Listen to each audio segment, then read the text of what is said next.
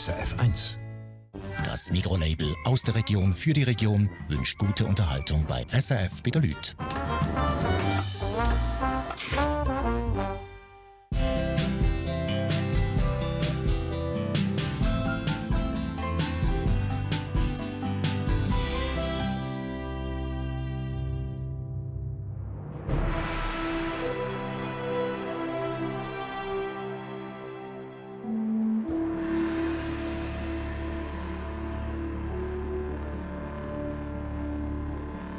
Die Schweiz.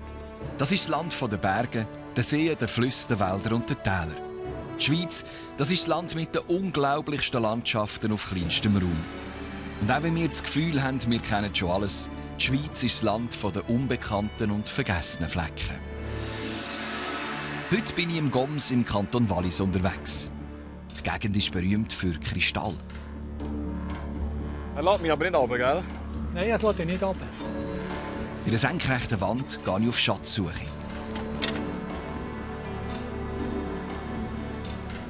Ruhe bitte. Ich muss mich konzentrieren. Auf knapp 3000 Meter über Meer. Und ganz am Schluss wage ich mich tief ins Herz vom Rhônegletscher, dort, wo die Rhône herkommt.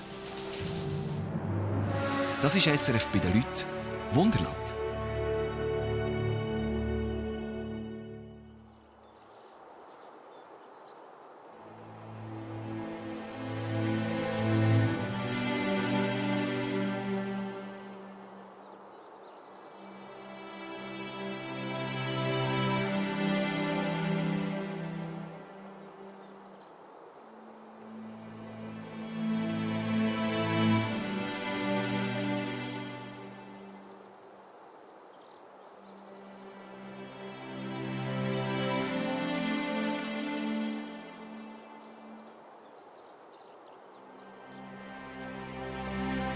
Es ist schon fast der längste Tag des Jahres.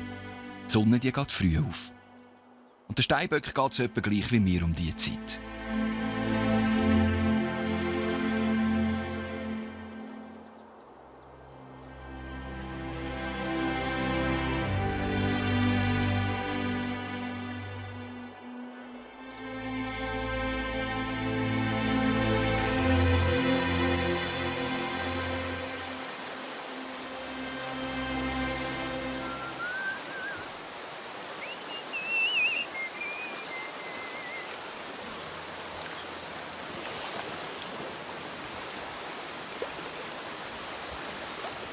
Grüezi miteinander, liebe Zuschauerinnen und Zuschauer. Ich wollte das Goms jetzt das erste Mal auf dem Wasserweg erkunden. Ich bin hier auf dem Rottu. Und am Schluss der Sendung möchte ich wissen, woher das Wasser denn eigentlich kommt. Wir haben extrem viel vor wieder in dieser Sendung. Viel Spass! Yeah! Heute bewegen wir uns in diesem Teil der Schweiz. Das Goms. Das ist der östlichste Zipfel vom Wallis, eingeklemmt zwischen den Berner und den Walliser Alpen. Durch das ganze Tal fließt die Rhône oder Rotte, wie man am Fluss im Goms auch sagt.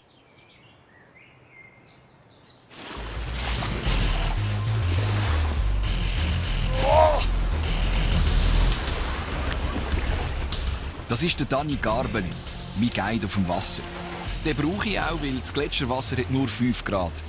Kentern, das ist verboten.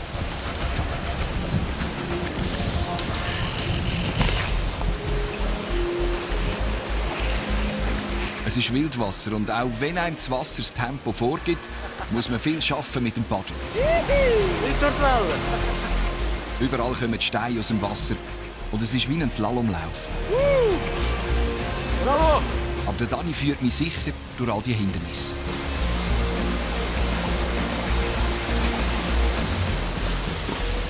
Schön recht.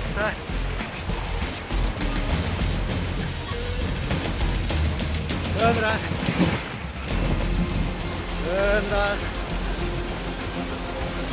Schön rechts. Es ist wie eine unsichtbare Linie, die man verwischen muss. Und der Dani weiss genau, wodurch es geht. Bravo! Geschafft. Schön gewesen. Super gemacht. Was mich jetzt einfach beeindruckt hat, ist die wunderbare Landschaft. Das ist so ein super Tempo. Ja, es ist sehr schön und Was eben speziell ist, du siehst das Goms grundsätzlich eben aus der Perspektive, und jetzt du das siehst du es wirklich nur vom Fluss aus. Nur vom Rotten aus. Vergiss auch die Zeit. Hä? Wie geht es dir an, wenn du so als Guide unterwegs bist mit einer Gruppe? Wie lange das wir haben auf dem Fluss, das tut der Wasserstand bestimmen. Und dann kann noch lange jemand kommen und sagen, ich müsse dann auf den Zug oder ich müsse dann da sein. Solange wie es geht, geht es einfach. Und es ist für mich das Schönste, eigentlich, dass es ist wie eine Oase. Cool. Schöner Start gewesen. Jetzt gehe ich ins Goms durchab. Bintal dahinter. Was muss ich wissen über eure Gommer? Gibt es da irgendetwas, wo man Verhaltenskodex? Oder gibt man euch einfach auch die rechte Hand und streckt die Zunge nicht raus? Je nach Situation vielleicht ein bisschen mehr Zeit geben. Schwarz? Der Gommer ist eher am Anfang ein bisschen stiller. Und wenn man aber das Vertrauen hat, dann ist das sehr gut. Aber sonst würde ich jetzt nicht etwas Spezielles beobachten. Ja, super, danke vielmals. Lässig. Merci. Aber ich könnte auch noch stundenlang liegen. Für das habe ich aber keine Zeit. Ich muss weiter. Via Erne führt mich der Weg ins Bintal. Das ist weltberühmt für seine Mineralien. Ich gehe strahlen. Weiter hinten im Tal hat sich der ehemalige Konzertklarinettist Elmar Schmid sein Paradies aufgebaut.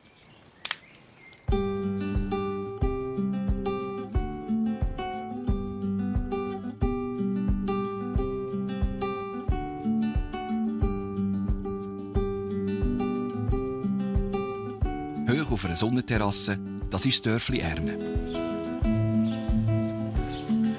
Die Häuser hier sind alt, aus dem späten Mittelalter. Ich komme mir vor wie in einem Freilichtmuseum außerhalb der Öffnungszeiten. Die Fresken hier, die sollen die ältesten der Schweiz sein.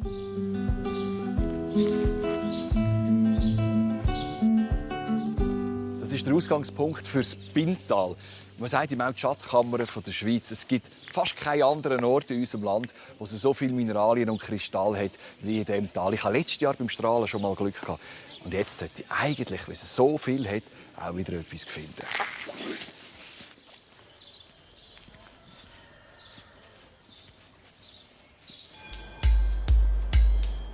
Und das ist jetzt also das Bintal. Unter diesen Steinen verstecken sich seit Urzeiten Schätze der Natur, die nur darauf warten, dass man sie findet. Hallo, René. Hallo, Nick. Hi. Ciao. Das ist eine schöne Wand, hast du hier ausgesucht. Gell? Ja. Und der hier, Ja, der ist von da. der ist von da. Schöner, gell? Ich habe einfach gehört, im Bintal geht die ganze Welt strahlen. Das heisst, wenn wir jetzt hier raufkommen, ist wahrscheinlich alles schon leergeräumt. Es gibt schon viele Sachen, die leergeräumt sind. Vor allem da, wo Adonis-Seil drin ist. Aber mit dem Seil hast du schon eine gewisse Chance, etwas zu finden. Ja. Wir klettern rauf. Ja. Bis woher? Ja, aber ja. Das ist die hohe Wand am Brief. Zuoberst, wo die 2 Tonnen siehst. Circa da kommen wir im Seil runter. Und da probieren wir etwas zu schaffen und etwas zu finden. Warum hast du angefangen zu strahlen? Warum? Ja, weil ich es als Geissbub schon gemacht habe. Da haben wir einen Geiss gehabt, da hat immer da die kleinen Wandchen, da ist Spitze noch dran. Dann sind wir denen angegangen, aber nachher ist der Business gekommen. Dann habe ich keine Zeit mehr zu strahlen. Und jetzt, als ich wieder ein bisschen mehr Zeit habe, gehe ich jetzt vermehrt. Ich glaube jetzt nicht, der Mann ist schon pensioniert. Wahrscheinlich mit 35 pensioniert worden, so gut wie du aussiehst. Also, Strahlen behalten auf alle Fälle jung. Das Ja, in kennst du. diesen Kristallen da ist Energie drin. Und wenn du ständig mit denen in Konflikt bist, dann hast du schon eine gewisse Chance. Also Ein gut. bisschen Power. Los, Steltli, Helm und es läuft Jawohl, auf. He? der will er gehen. Sehr gut. Du hast alles mit, Ich hä? habe alles mit. Okay. Der René ist übrigens 63 und immer noch fit wie ein Turnschuh.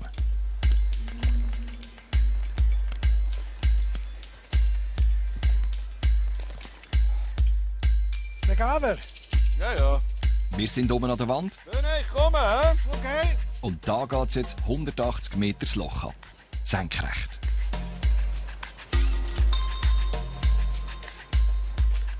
Du siehst aufgrund des Fels, wo das es eine Kluft könnte haben. Genau. Wir suchen Löcher, die man öffnen kann und dort drinnen steht dann nachher der Kristall. So ist es, genau.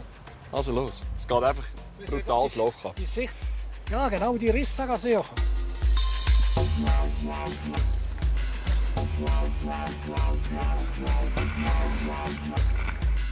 Er lässt mich aber nicht runter, gell? Nein, es lässt dich nicht runter. Du musst vorstellen, gell, ein bisschen tiefer müssen wir schon. So 5 Meter tiefer. Das sieht nicht schlecht ist. Das Der da, das gell? kleine Loch da, ja. Schau, da hat es ja schon etwas. Probier mal mit dem Eisen.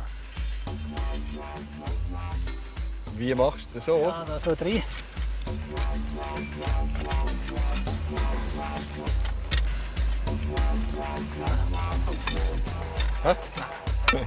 Ich glaube, ich hätte es schon wieder gepackt. Ich glaube, wir sind noch ein bisschen umdrehen. Was ich mir schwierig vorstellen ist, von lauter Goldrausch, den du hast, Ja. oder Kristallrausch, dass du da die Sicherheit nicht vergisst. Ja, das ist schon eine Gefahr.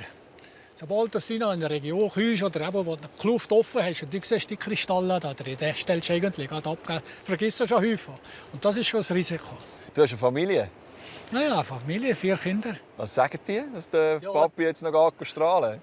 Ich bin froh, dass sie alles gesehen haben. Sonst würde es eine harte Diskussion geben daheim. Bist du sicher? Ja, ja. So, René, komm. Ja, Wir gerne. geben uns noch ein paar Minuten. Und sonst muss ich sagen, ist es einfach ein toller Ausflug mit dir. Ja, etwas wie er schon. Das da oben müssen wir anschauen. Weißt du, der Quarz da? Da müssen wir mal arbeiten. Ich glaube, da gehen wir mal da oben. Ja.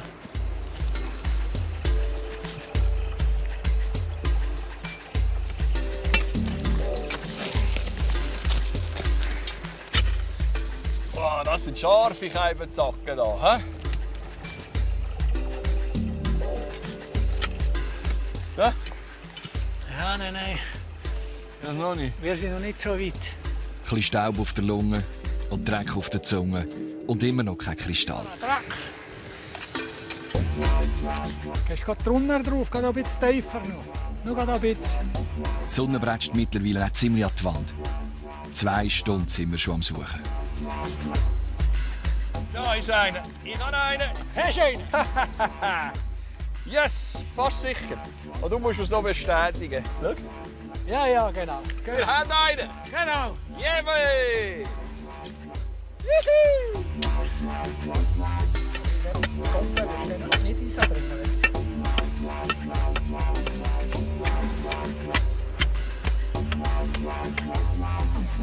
Oh, Ja, schön. ja. Hä? Ja. Wir haben es. Wer hält das? René? Für Schau dich ein dich. kleiner Fisch, aber für mich etwas Grossartiges.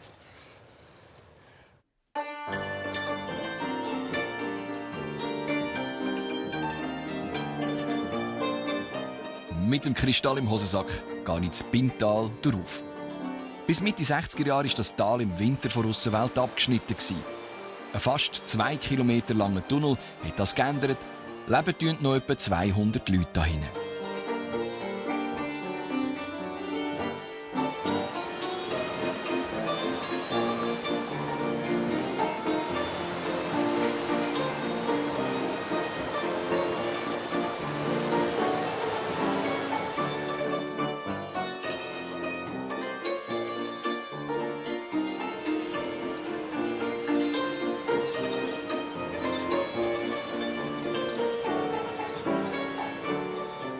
Das ist die Alp Schinerengemach.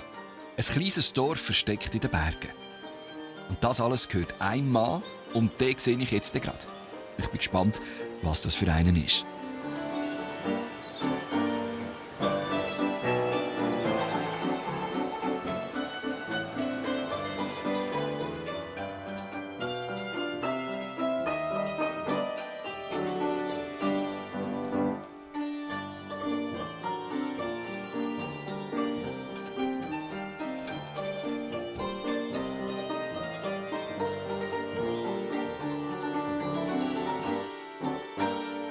Bravo!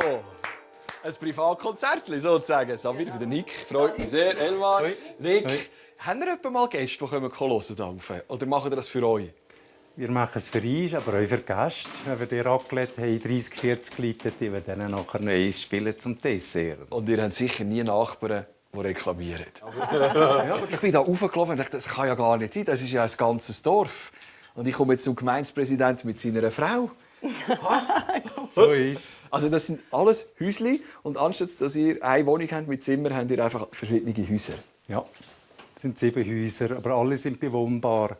Aber meistens koche ich im obersten Hittel für alle. Vermieten tut der Elmar die Häuser nicht, das ist nur für Freunde. Der Elmar war Musiker und im Bintal aufgewachsen. Als Klarinettist hat er auf der ganzen Welt gespielt. Jetzt ist er pensioniert und lebt im Sommer auf seiner Alp. Oh, ist das schön. Hier ist meine Küche. Hier koche ich. Wohlgemerkt, deine Küche. Genau. Gell, du bist Gastgeber Ja. aus Leidenschaft. Ja. Das klingt wie aus einem Werbespot, aber schon Ich bin im Hotel aufgewachsen, im Hotel Ofenhauer. Als Kind habe ich schon mit 6, 7 Beiz serviert, den ganzen Sommer, und von 12 bis 18 am Speissaal serviert. Ich habe das gerne gemacht, und was man als Kind lernt, das kann man. Und das kann ich aber jetzt relativ gut und mache es gerne. Und dann hast du im Sommer hast du da Freunde, die raufkommen. Und für die kochst du nachher fürs Leben gerne. Ich mache immer Raclette, und dann kann man meistens zwischen 20 und 40 Ach was. vorbeikommen. Und am Donnerstag mache ich immer Pizza. Und der Beizer ist denn da oben? Also hast du Speiskarten? Und Nein, ich bediene einfach, was ich habe. Und ich verlange nichts. Das ist immer gratis hier. Also das ist mein Hobby quasi, die Leute zu bedienen. was? Ja. Ist das schön. Ja. Super. Gut, das lange dann nachher für uns zwei. Ja. Gell, es gibt ein paar habt ihr mehr. auch Jungs. Das reicht etwa für 14, 15 Leute. Das Händel. Gut, dann gehen wir weiter. Jetzt gehen wir zur Werkstatt, gell? Und der hier Klarinette spielt, das ist jetzt eben der Elmar. Und von dieser Musik lebt er noch heute.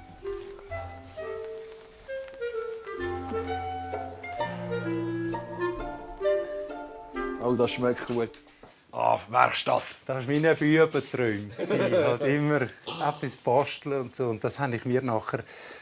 Ich wollte Schreiner werden als Beruf oder Elektriker. Und die Mutter hat gesagt, das kommt nicht in Frage, du machst die Rosenkranz-Matura als Brick. Und dann habe ich mir das nachher daheim. Was heisst Rosenkranz-Matura? Ja, Mit Pateres? Mit Pfaffen, ja. Haufen Pateres. So. Hast du gelitten? Katholisch? Ja, natürlich. Ich habe meine Kirche gehabt, was ich wollte für das Leben. Und jetzt verwirklichst du ja Jetzt bin ich einfach arbeiten. deinen Bubentraum und hast alles selber umgebaut. Ja, also mit Häufen Hilfe von ehemaligen Studenten und von Freunden und so. Hat dir das zusammengepasst? Das Leben im schwarzen Anzug, weißes Hemdli, fliegen, in den grössten Konzertsälen spielen. Und eigentlich im Herz hast du immer da gesehen am Basteln. Aber ich kann es nicht nur wollen, aber ich habe einfach gerne gebastelt. Natürlich habe ich gerne Musik gemacht. Auch. Natürlich, wenn man mit so tollen Kollegen Musik machen kann, wie sie kennen, ist das natürlich ein Privileg. Aber die Ideen, die ich geblasen habe, die letzten 40 Jahre, die sind alle in der Luft. Und das, was ich verdient habe mit Spielen, das sieht man jetzt hier. Das habe ich nachher hier alles investiert. Quasi. Das sieht man jetzt. Das, was ich getitelt habe. Vermisst du das Leben nie, das du hast? Nein. Jetzt bin ich pensioniert. Ich mag ihn nicht mehr so. Jetzt genieße ich es hier und probiere hier noch ein bisschen zu basteln und hier noch etwas zu machen und da noch etwas zu machen.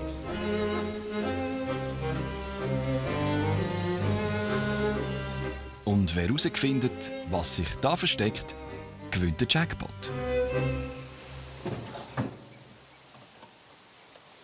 Voilà. Oh, das schönste Pissoir der Welt.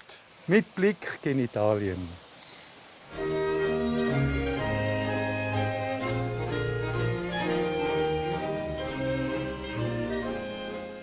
Der Elmar ist der geborene Gastgeber.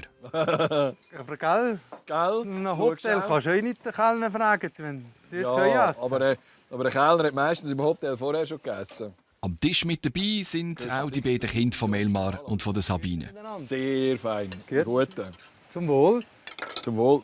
Und meine Mami sagt jetzt daheim am Fernsehen, So ein Raclette hat die so am liebsten. sicher?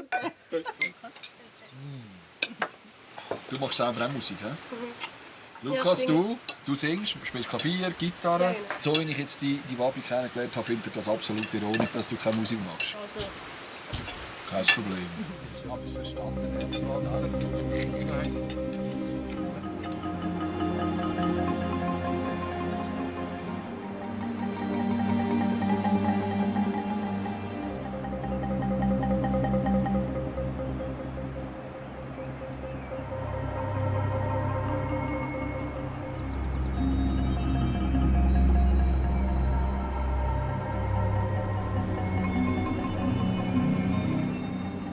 Am nächsten Morgen hat mich der Elmar ganz früh mit dem Auto auf Viesch mitgenommen. Mit der Gondelbahn geht's aufs Eckishorn. Dort lerne ich meinen Körper ein bisschen besser kennen bei einer Atemtherapie. Nachher führt mich mein Weg zu Gomster auf. Zu Ritzingen treffe ich den Schindelsepp. Der einzige im Tal, der die Holzschindeln noch von Hand machen kann. Zu Ulrichen mache ich einen kleinen Abstecher in die Tierwelt. Der Wildhüter Hubert Platter zeigt mir einen König. Von dort an geht es steil darauf Richtung Furka-Pass. Das Hotel Belvedere und der Rhônegletscher sind das Ziel meiner Reise.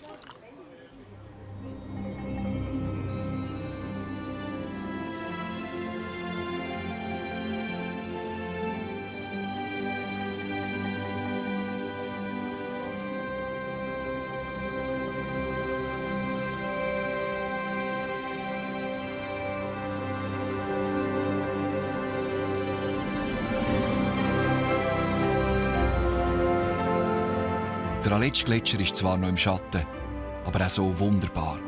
Er gehört zu den schönsten Landschaften von unserem Planeten und darum zum Weltnaturerbe von der UNESCO.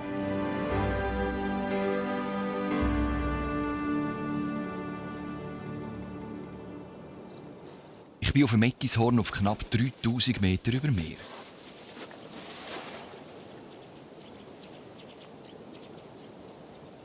Und das ist Judith Fuhrer-Breggi. Sie ist Atemtherapeutin.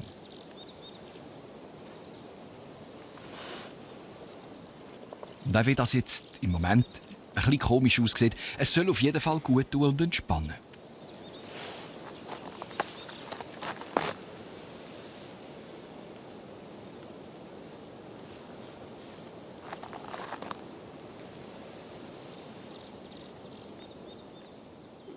Dort wird jetzt einmal ein Sitzknochen ganz wenig ablipfen von dem Stein und nachher noch wieder ankommen. Es kann ganz eine kleine Bewegung sein und wir bleiben auf einer Seite. Was hat jetzt das mit Schnaufen zu tun? Das kommt jetzt noch gerade. Jetzt nehmen wir den Schnuff dazu. Das heisst, immer wenn der Sitzknochen wieder ankommt auf den Stein, kannst du uns schnüffeln gehen. Und das kannst du ganz in deinem eigenen Rhythmus machen, so wie dir jetzt gerade wohl ist. Atemtherapeutin hat Judith eigentlich nie werden. Ein Unfall hat aber alles verändert. Bei dir ist es ja aus der Not heraus entstanden. Du hast ja selber eine Therapie gebraucht. Judith wollte Sängerin werden. Ja? Und dann hast du einen Unfall gehabt, bist auf den Hals gefallen. Und dann? Ich habe eine Zeit lang wirklich nur noch so einen sehr eingeschränkten Tonraum. Ich kann noch reden und singen. Das war's. Also ich hatte noch so einen Tonumfang von 4 Tönen, Stimmumfang von 4 Tönen, so ungefähr. Ja, da kommst du nicht weit. Da kommst du nicht weit, nein, reicht nicht mal für alle meine Entchen. Ja, und ich habe die Ausbildung nicht aus dem Grund gemacht, weil ich eine Therapie für mich gesucht habe, sondern weil mich die Körperarbeit schon während dem Gesangsstudium hat interessiert. Und habe da wirklich gefunden, was ich gesucht habe. Es ist wirklich, ja, es ist gut. Hast du auch Männer, die das machen, oder kommen da nur Frauen? Es sind schon meistens Frauen. Ich habe aber gerade mit Männern schon unglaubliche Erlebnisse gehabt. Das sind die Überraschungen. Wieso denn? Boah, jetzt spüre ich das. Also ich spüre mich ja. Also richtig, also schichtbewusst wahrnehmen. Das sind so wirklich ganz berührende Momente auch für sie selbst und auch für mich, die da kann dabei sein kann. Wir Männer müssen eben immer den Bauch einziehen. Und das verkrampft. Sicher? Ja, weißt du, was das machen die Frauen auch? Ja. Also sind wir gar nicht so verschieden. Ja, da hast du ganz recht. Aber es ist schon herrlich hier oben heute.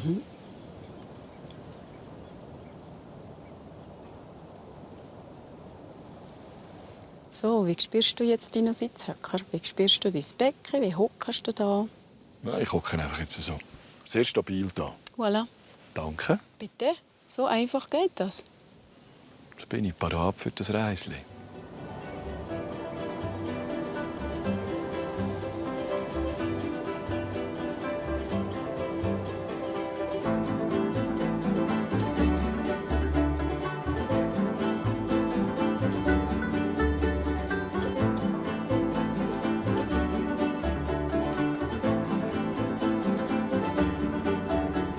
Es geht weiter, immer Richtung Furka, respektive Rhonengletscher.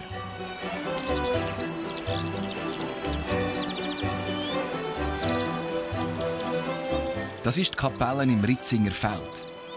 Für mich ist es hier im Obergoms wie ein Heimkommen. In den 70er Jahren waren wir im Winter häufig da oben, weil der Papi Militär gemacht hat. Und wir als Familie haben parallel dazu Winterferien gemacht. Im Dorf Ritzingen trifft man ihn meistens nicht am Boden, sondern auf den Dächern an. Am Sepp Walter sagen da oben eigentlich alle Schindelsepp. Seit 40 Jahren deckt er die alten Walliser Häuser mit Lärchenschindeln. Und die hat er auch alle selber gemacht. Mit Holz von da.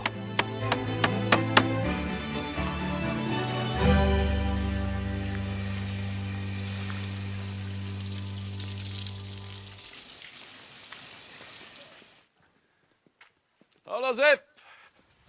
Salut! Ja, herrliches Wetter jetzt, du. Hier ist selten schlechtes Wetter. Und dann werde ich auf dem Dach bis rausreiten. Eben, darum langt ja, dass du die Dächer Genau. mit Holz deckst, oder? Leidest mir Männer ist gar nicht, aber ich komme mit Tagen so, dass es immer hübsch bleibt. Kein Wort verstanden, aber hat gut getönt. Doch, an manchen Tagen lassen sie mich nicht runter, damit das Wetter gut bleibt. Das hat's geheissen. Seine Werkstatt hat der Sepp gerade im Nachbardorf. Wer ist er? Ja, so 100 Kilo hat er. Aus sättigen Lärchentrümmel macht der Sepp die Holzschindeln, die für die Wallis typisch sind. Im Tal ist er der Einzige, der noch weiss, wie man das von Hand macht. Die stellen mal. Wie alt ist der? Ja, ich schätze so. Circa 300 Jahre alt. Und ist Lerche Ist Lärch, ja. da oben gewachsen? In der Nähe gewachsen, in Oberwald da herum ist er gewachsen, ja. Und genau so knorrig wie du. Kommt gerade so von uns, wenn man nichts spaltet. Ja. Dann schauen wir mal. So. Jetzt. So. Na, nehmen wir so ein Das gibt nachher die Schindeli. Ja. Ist gut.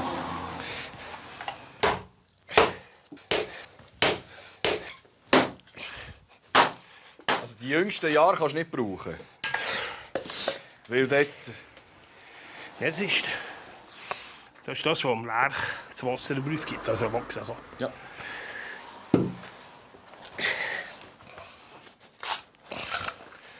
Und dann nachher so kannst du die hier, dann die bloß auf die Seite. Jetzt können wir da schon anfangen, Schindeln machen. Ungefähr so die 12 mm. Ungefähr die 12 mm. Und wenn man nachher messen würde es wahrscheinlich sogar stimmen. Ja, nicht so schön eher dicker, aber es sollte nachher nur Millimeter 2 abtun, Ja. weil es feucht ist. Ja. Wie lange habt ihr so ein geschindeltes Dach? Das hat ca. 60, 70 Jahre. Das mag ja kein Ziegel. Ja, nein. Ja. Jetzt tust du einmal so einen. Hast du gesehen, wie sie es machen? Hier mit den Schuhen, Klempen. Und jetzt hast du... Hier, die 12. So. Das ist gut. Und das oben ist das ca. 70, 75 Stück Schindeln für 1 Quadratmeter. Den, den wir jetzt hatten, das gibt vielleicht etwa 2 Das gibt- Quadratmeter Holz. Knapp. Ja. Weil jetzt ein Drittel Füß ist, das gibt so knapp 1 Quadratmeter.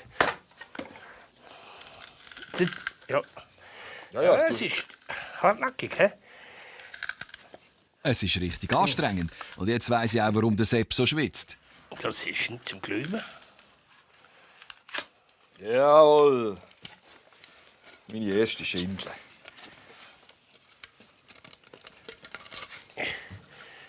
Es ist einfach ein bisschen, aber wieso? Selbst irgendwie. Gibt es viele, die deine Arbeit brauchen hier im Tal? Ja, schon. Ich muss häufig absagen. Viel, sehr viel Arbeit was? mit dem. Die Nachfrage ist gross, aber es sollte niemand noch weiterfahren. Also, du sagst, kein Häuf her, das ist der Furcht. Ja, ich müsste so Sack her, aber es ist einfach schade. Findest du keinen Nachfolger? Und es hätte gut, dass ich mal, kann ich da mal lernen das und vielleicht einen Sack weiterfahren. Das wäre eben das Tolle. Weil die Nachfrage ist ja da. Es sind einfach zu wenig junge Leute mehr im Dorf. Man muss gut hören, wenn man am Tag ein schwarzes Kind hört brüllen. Früher, wenn wir klein waren, in jeder Familie waren 4, 5 Kinder. Ich als andere zu so gerade und brüllen, ist der Kopf zerschlagen oder yes, das war ja köstlich. Und das ist nichts mehr. Ja, vielleicht brüllen die Kinder heute einfach weniger. Ja. Als ihr noch. Sepp, danke vielmals. Ja, bitte. Ich gehe noch ein bisschen weiter. Jetzt kommst du darauf. Besten Dank. Danke dir. Gerne geschehen. Darf ich das mitnehmen? Ja, ja.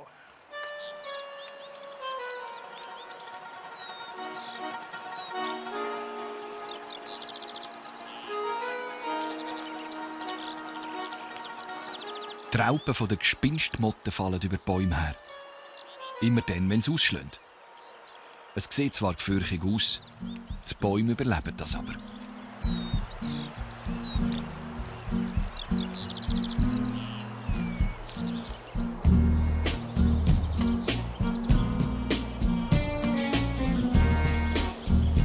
Ich bin unterwegs in diesen wunderbaren Lärchenwäldern vom Goms.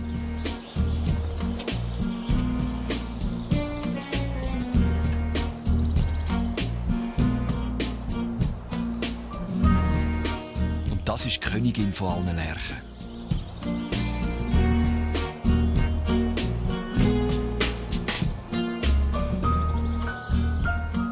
Da muss man nicht ein kleiner Specht sein, damit man hier innen Platz hat in diesem Baum. Das ist eindrücklich. Seit dem Mittelalter steht er da. Seit etwa 500 nach Christus.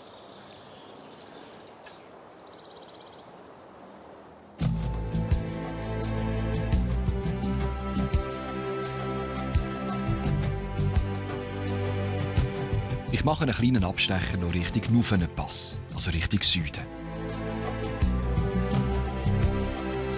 Und nach der Königin Lerche treffe ich hier einen König.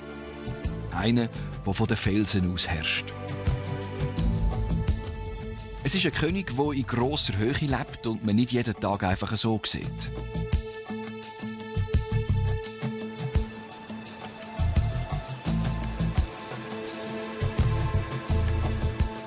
Der Wildhüter Hubert Blatter weiss, wo der König ist. Und da kommt er. Er fliegt auf seinen Thron.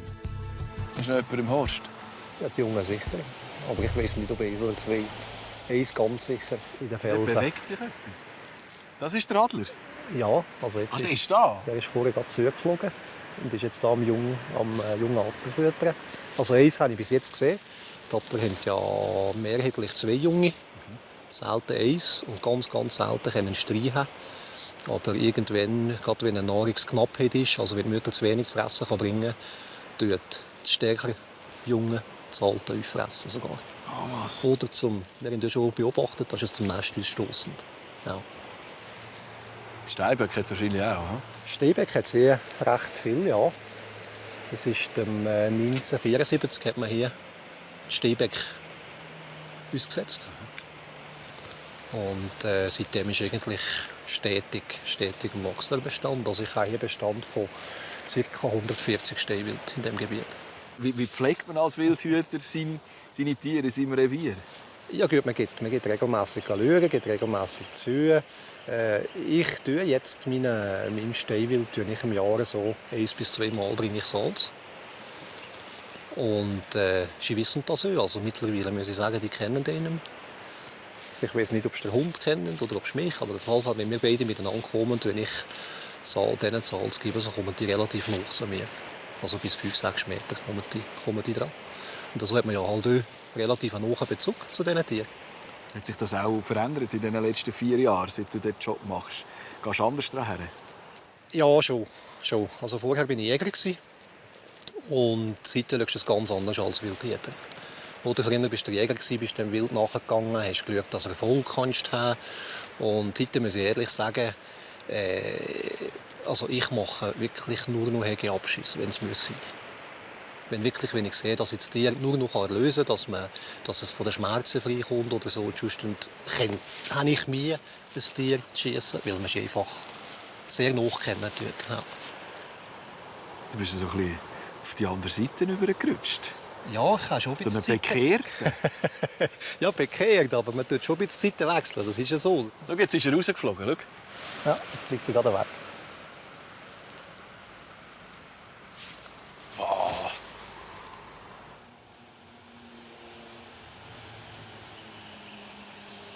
Ja, du siehst, im Gefieder fehlen zum Teil Federn. Das sind auch so Zeichen vom Älter, weißt, Kampfspuren und so weiter. Ja.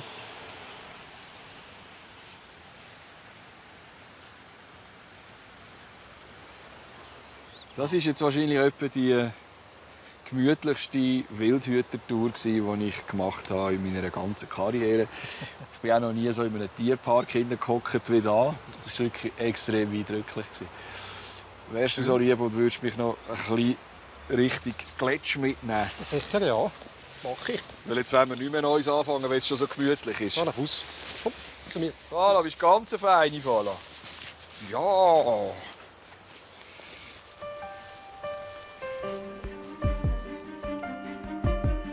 Etwa so sieht der Adler zu Goms. Ich bin unterwegs auf Gletsch auf gut 1700 Meter über Meer. Und da muss man sich entscheiden, ob man über die Grimsel ins Haslital, ins Berner Oberland will, oder über die Furka auf Andermatt in Kanton Uri. Bis ins 19. Jahrhundert ist der Rhonegletscher bis weit runtergekommen. Das war das Gletscher-Disneyland der reichen Engländer. Die sind hierher gekommen, Ferien machen und haben in dem Belle Epoque Hotel gewohnt. Entweder hier im Hotel Rhonegletscher oder sie haben zum Fenster ausgeschaut auf den Rhonegletscher oben runter, aus dem Hotel Belvedere, dort oben.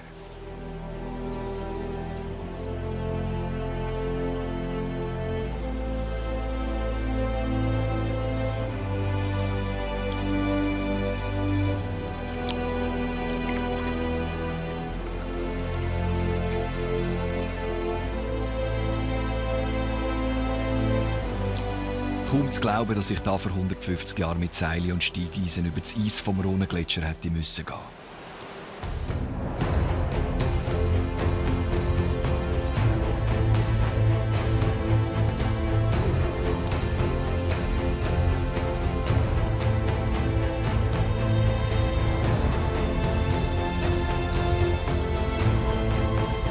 Seit 1882 steht da das Hotel Belvedere.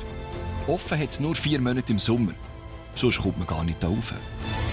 Hallo Philipp. Hallo Nick.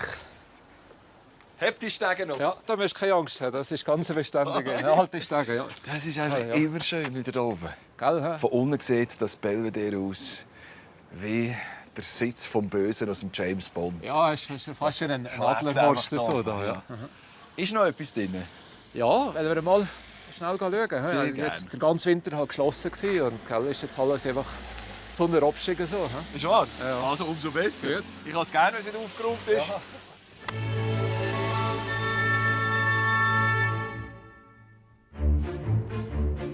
Es sieht aus wie in einer Filmkulisse. Es hat den Charme der Zeiten, die schon lange vorbei sind. So ein bisschen wie Titanic an Land. Diesen Sommer bleibt das Bijou aber zu. Der Philipp hat neben seinem Job zu Brig keine Zeit mehr dafür. Du bist ein Rechtsanwalt, du bist ein Mensch, der rechnen kann. Jetzt Irrtum Vorbehalt, aber so etwas ist nur Liebhaberei. Das ist totale Liebhaberei. Also meine Frau sagt immer, du bist ein Spinner. Wenn du so etwas machen tust. Und das ist, es braucht einfach viel, man muss viel improvisieren und es braucht einfach viel Energie, wenn man so etwas machen tut. Wo siehst du jetzt wirklich die Zukunft von dem Hotel? Ja, die ist vielleicht nicht gerade so rosig, also von meiner Seite her, weil einfach durch meine Berufe zusammen wird das einfach ein bisschen zu viel, dass man sich mit dem nicht mehr beschäftigen kann. Und von dem her würde ich es dann wahrscheinlich probieren, das Hotel zu verkaufen. Man kann sich bewerben bei dir. Ich kann sich bewerben, ja, du kannst kommen. Sie hat einen schönen Gut 120 Quadratmeter Wohnfläche. Ja, mindestens.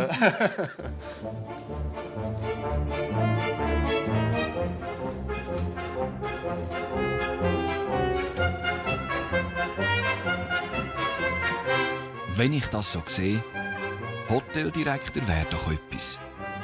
Wenn einfach die Arbeit nicht wäre.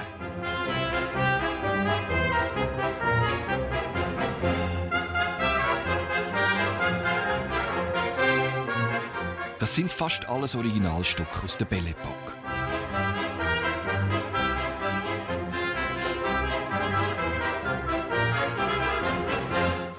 Das ist englische Manufaktur und das haben wir jetzt eben als Dekoration brauchen. Früher hat man sich da drin gewaschen. Da haben wir ein bisschen Fortschritt gemacht. Ja, das kann man sagen. Das Hotel Belvedere hat man damals gebaut, wegen dem Naturspektakel. Der Rhonengletscher gerade nebendran. Aber der schmilzt und schmilzt. Geht es in diesem Tempo weiter, ist er in knapp 100 Jahren ganz verschwunden.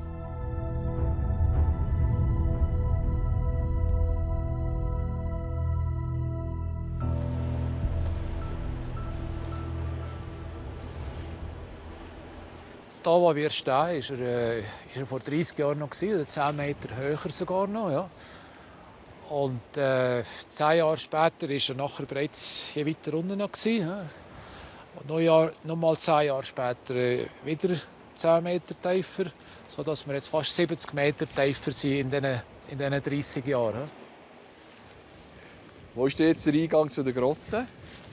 Du siehst, da ist eine Fahne, eine Schweizer Fahne da. Also die 70 Meter tiefer, da ist jetzt der Eingang.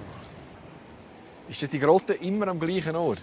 Nein, das bewegt sich ständig. Das sind rund 30-40 Meter pro Jahr, wo das sich bewegt. Oder? Und natürlich die Eisgrotte, das trägt alles zusammen, und weil der Gletscher ständig in Bewegung ist.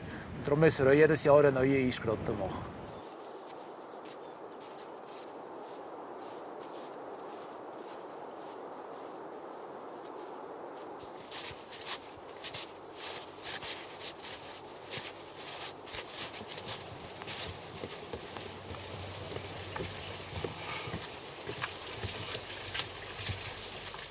Die Eisgrotte im Rhonengletscher ist seit über 100 Jahren ein Touristenmagnet.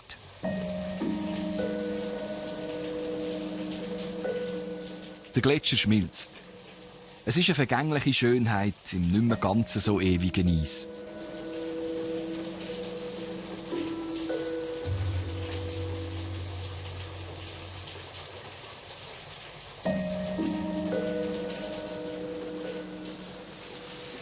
Gefährlich ist es nicht. Das ist überhaupt nicht gefährlich. Das ist fast hart wie Beton, trotzdem sehr beweglich. Du hast keine Angst, das ist tipptopp. Und das ist jetzt noch eine Baustelle, ich höre Arbeiter, die schlagen die ganze Grotte jedes Jahr wieder neu aus. Es wird jedes Jahr komplett neu ausgeschlagen. Das dauert fast 4 Wochen, das ist eine riesige Arbeit. Ja.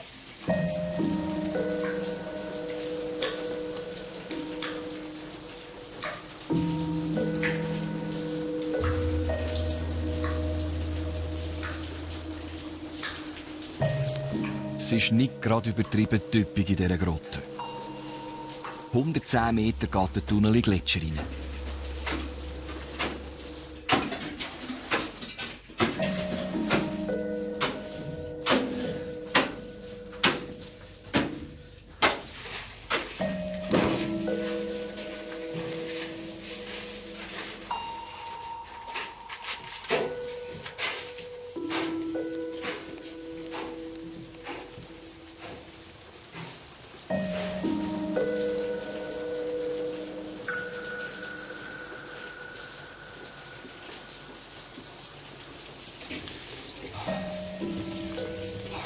So, da wären wir im Moment am Schluss von der Grotte hier. Danke vielmals. Du bist der Einzige, dem ich nicht einen allzu schönen Sommer wünsche, damit die Grotte noch lange bestehen bleibt. Dankeschön. Es ist so ein bisschen wie der Anfang vom Ende da hinten, weil das ist ja das, was ich gesucht habe. Ich habe das Wasser gesucht, der erste Tropfen, der dann als Rhone abfließt und irgendwann einmal im Mittelmeer landet. Ich bedanke mich ganz herzlich fürs Zuschauen. Nächste Woche kommt bereits die letzte Folge vom Wunderland von diesem Jahr. Gute Woche. Tschüss. Und auch in der letzten Sendung geht es nochmal hoch raus. Der Nick besteigt im Bergell einen der luftigsten Granitzacken der Schweizer Alpen. Da geht es jetzt weiter mit Grüezi Schweiz, die Einwanderer. Sie sahen SRF bei der Lüt mit «Aus der Region für die Region», dem Migros-Label für regionale Produkte.